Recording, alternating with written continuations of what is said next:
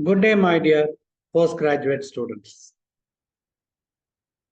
I'm again meeting you people all with a slightly longer topic, which is, of course, a university question for us. Please remember, IQ is equal to UQ. The topic for the day is malabsorption syndrome. Whenever we are given topics like this, an approach to so and so, such and such, or a syndrome, or a group of disorders, such as bleeding disorders and so on, it is difficult for anyone to answer offhand. Therefore, there will definitely be a difference between a student who has compiled and read rather than a student who has read directly from the text. As usual, I always have got a compilation of the subheadings. Subheading is supposed to be taking us to the answer. But then there is another interesting quote that I picked up for the class. Science is the systematic classification of experience. Beautiful words, George Henry Lewis. Because nowadays I do not find any logic whatsoever in the so-called WHO and the other classifications. Earlier it used to be a little more meaningful. And after all, what is a classification? It is supposed to aid us to an orderly thinking. Therefore, we are able to recollect and reproduce. Again, a school diagram.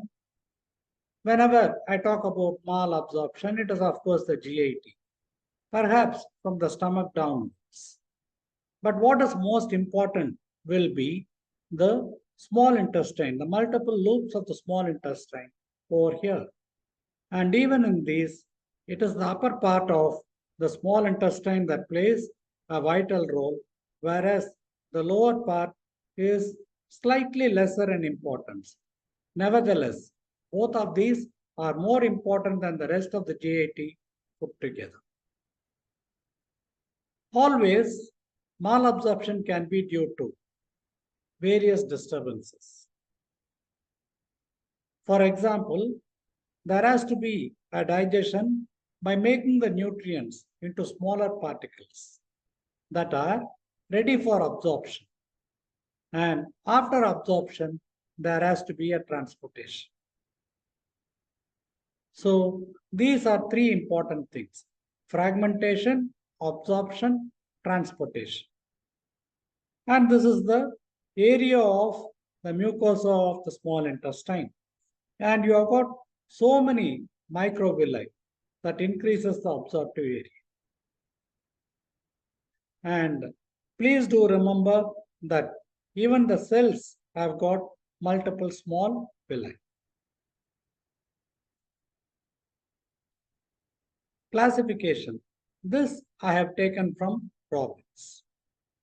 One book that I would refer or advise you people to form a stem of this discussion shall be The Pathologic Basis of Disease by Robbins, in which he has classified it to defective intraluminal hydrolysis, mucosal abnormality, which can again be primary or it can be a small bowel disease, lymphatic obstruction, multiple defects. There are some conditions where there are multiple defects which we shall be touching upon.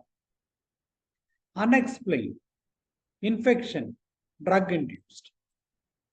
Nobody would have thought that diabetes mellitus, hypothyroidism, hyperthyroidism, or multiple sclerosis can all form a component of malabsorption. So also amyloidosis.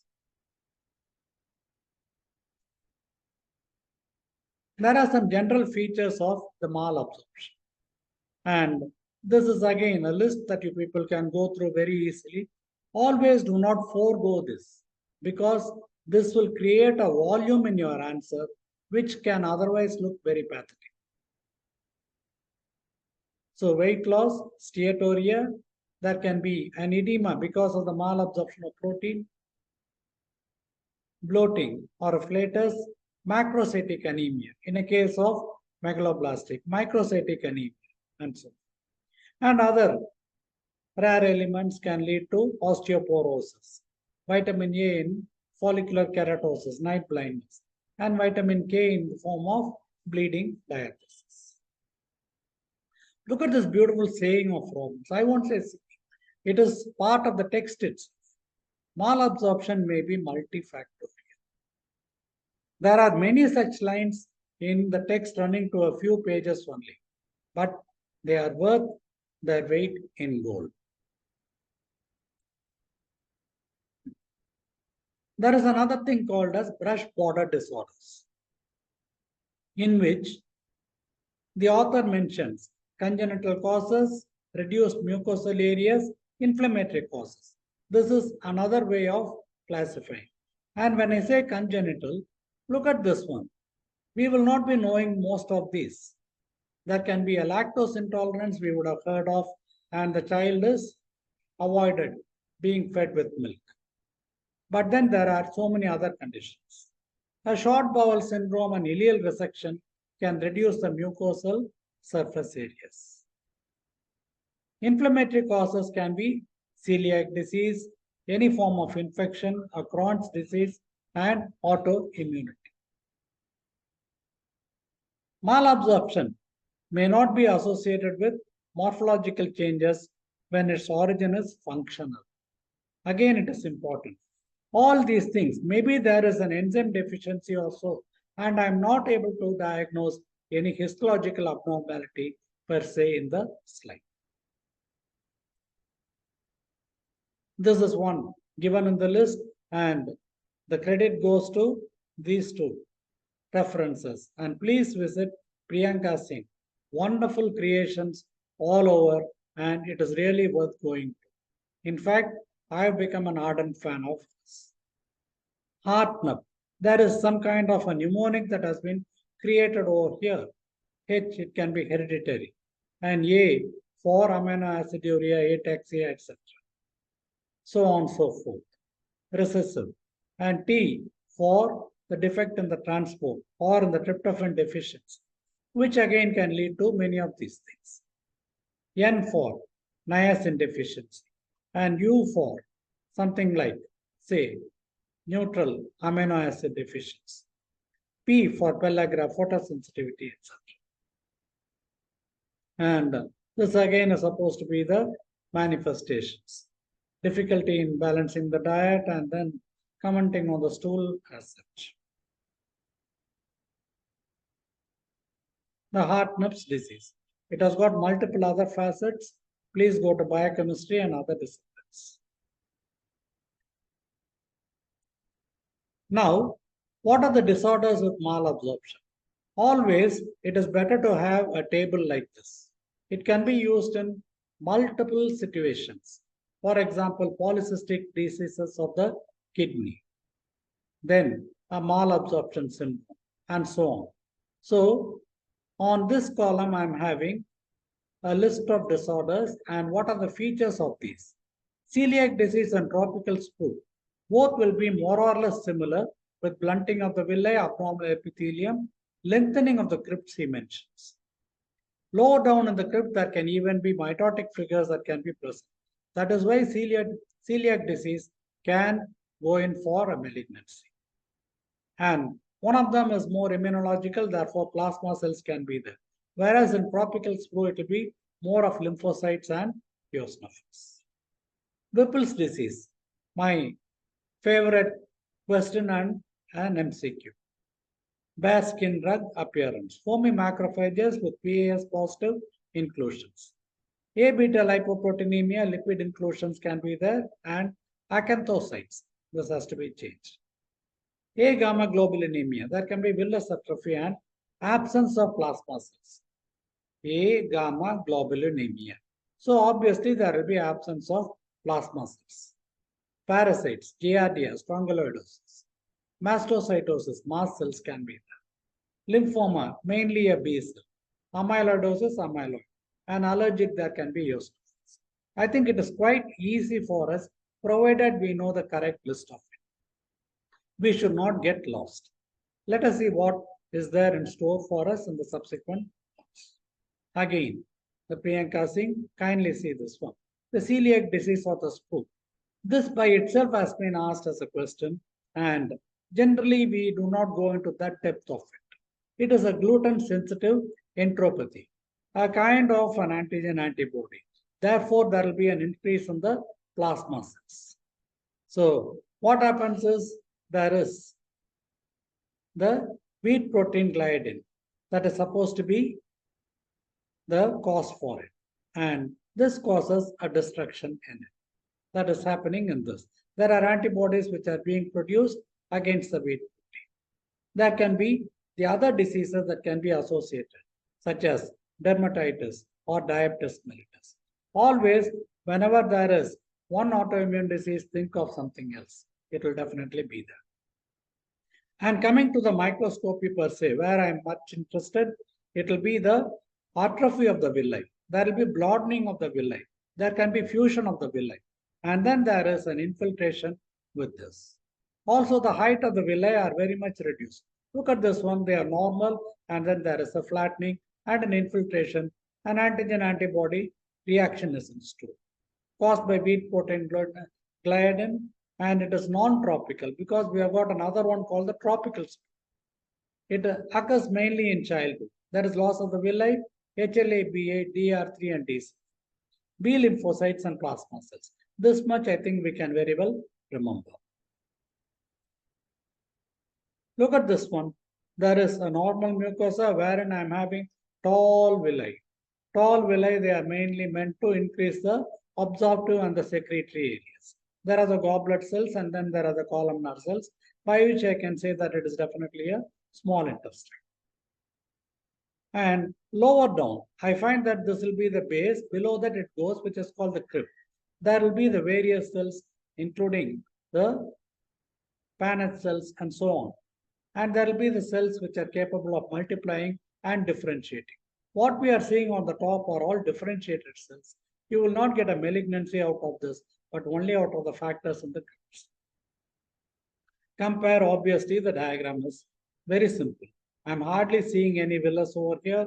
There is a lot of inflammation, and there is always a kind of a broadening of the crypt. Sometimes there can be haphazard in direction. It can be mimicked by tropical sprue. B lymphoma and carcinoma are some of the aftermath of this. So this is the tropical sprue. There is an acute intestinal infection. Small intestine and the colon are affected, which causes a mucosal injury. There can be the bacterial overgrowth, there can be the deficiency. And there is an enteroglucon concentration that is over there, and you find that there will be a cycle that happens. The tropical sprue, what happens is, it affects the people in some tropical countries, mainly the travelers. And that is why when going to such countries, you have been advised a course of antibiotics.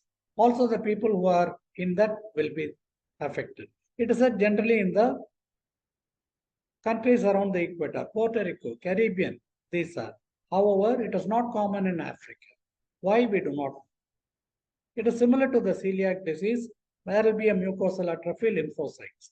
No specific microbiological organism has been identified so far. But however, it responds to antibiotics.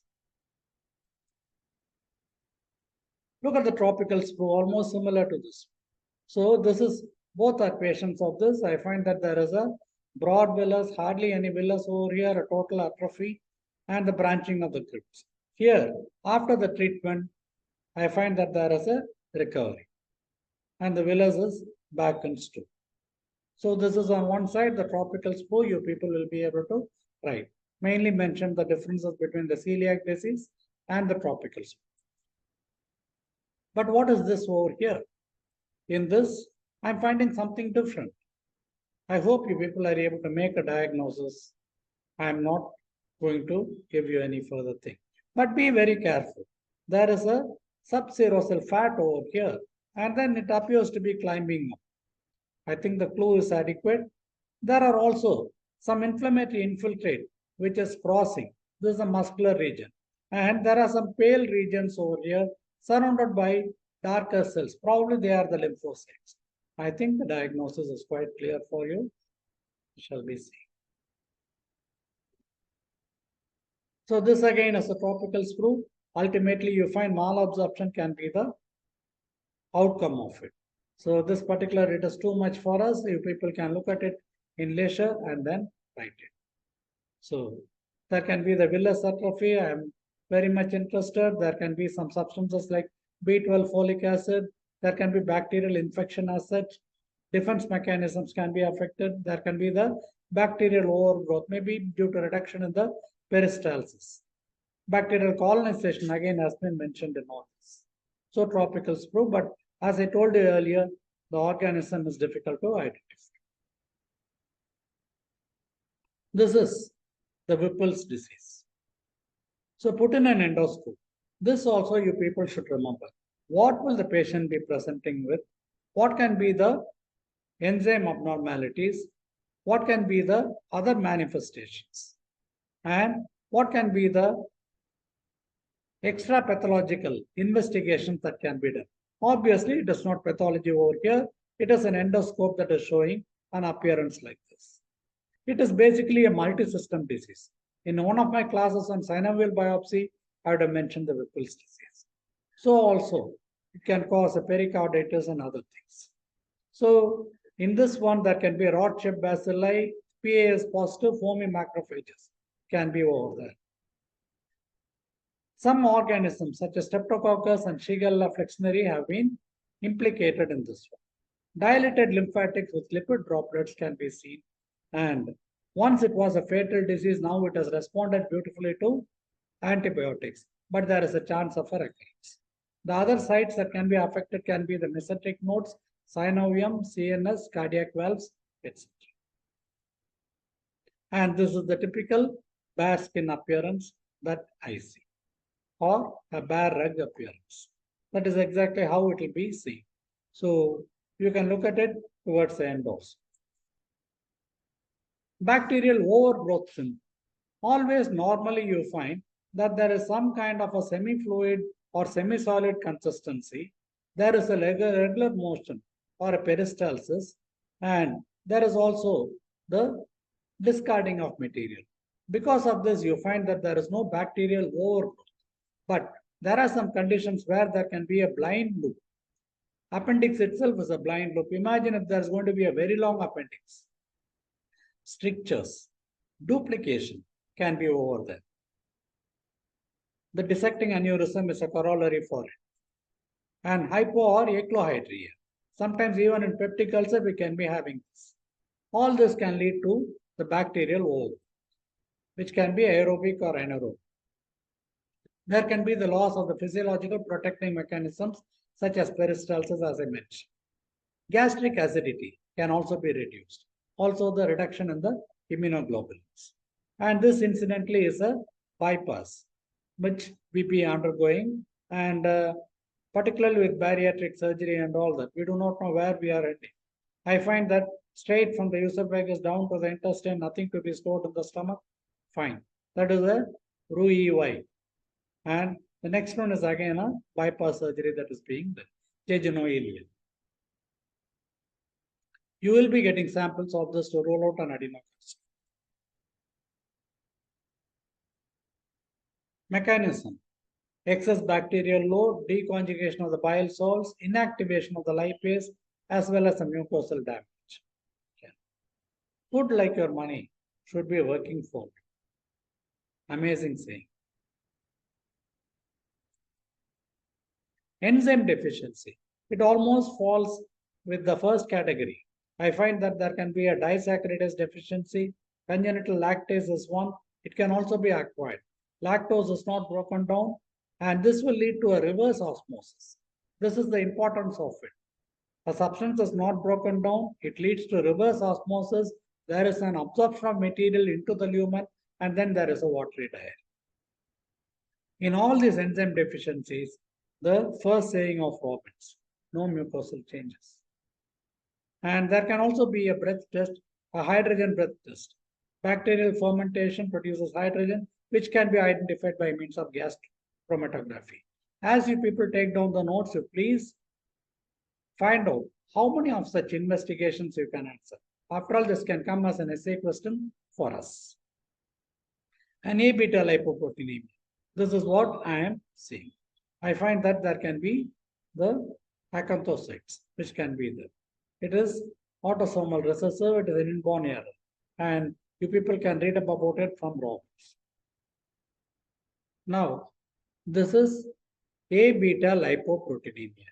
What all can we infer from this picture? We shall see. It is familial autosomal recessive.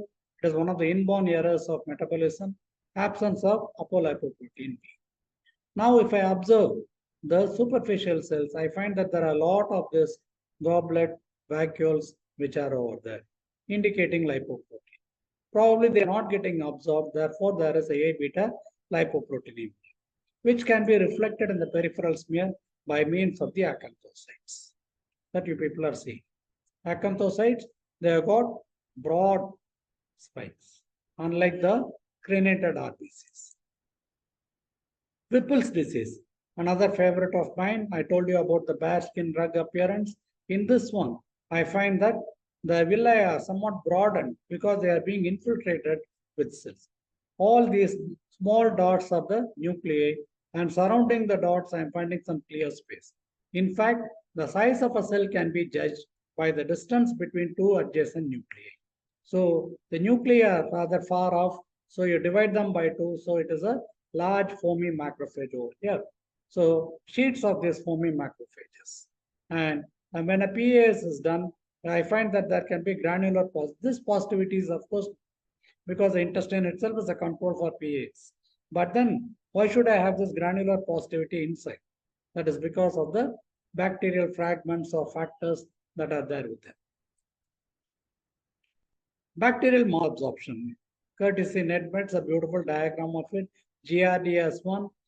Then WHIPPLE'S is what we had seen, the Whipple's disease. And Cryptosporidium parvum is one. Strongyloides is another one.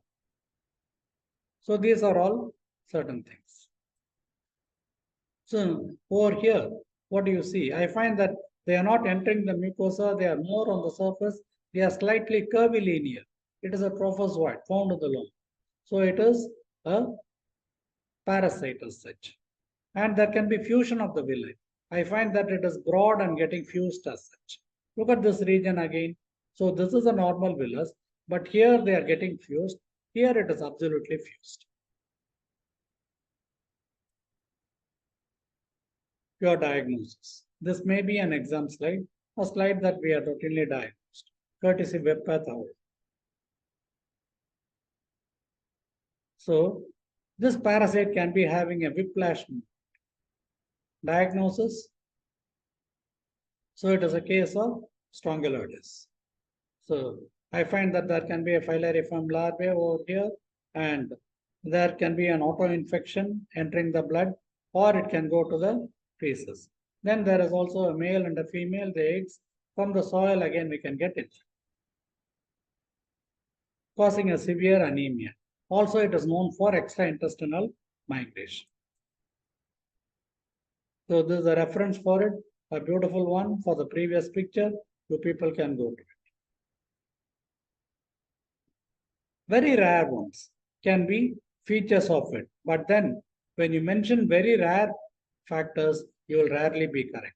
Whenever malabsorption is asked, do not plunge into pancreatitis, lymphoma, amyloidosis, scleroderma, and so on. Here, however, it is a lymphoma. I find that there is a tumor, definitely. The surgeon would have seen a proliferating or a plumping lesion. I find that the mucosa is normal, the glands are normal, but then there are sheets of monomorphic cells, obviously a lymphoma, non-Hodgkin cells. This again, chalky white deposits are over here, yellowish material, pancreas. Nobody will say that it is a pancreas. A chronic pancreatitis.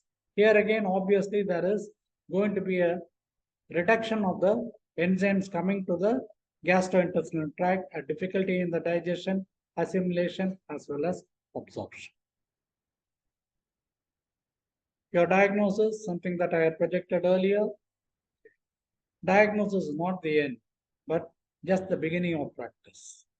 Martin H. Fisher.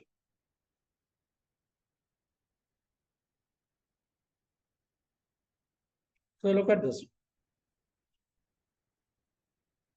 When such a question comes, or when you are a doctor yourself, you are advising, these elements will have to be looked at. A complete panel of enzyme study, laboratory investigations, blood picture. You will have to rule out a megaloblastic anemia, microcytic anemia, as well as ABETA-LIPOROTEINEMIA, acanthocytes. Culture can be positive. Even a biopsy material part of it can be sent for culture. And these are all other things I would like you people to kindly go through. So, this is the gentleman who has said that. Thanks for this reference. Martin Fisher. Diagnosis is not the end, but the beginning of practice. Thank you. And thank you, Martin Fisher. And thanks to more science quotes of today.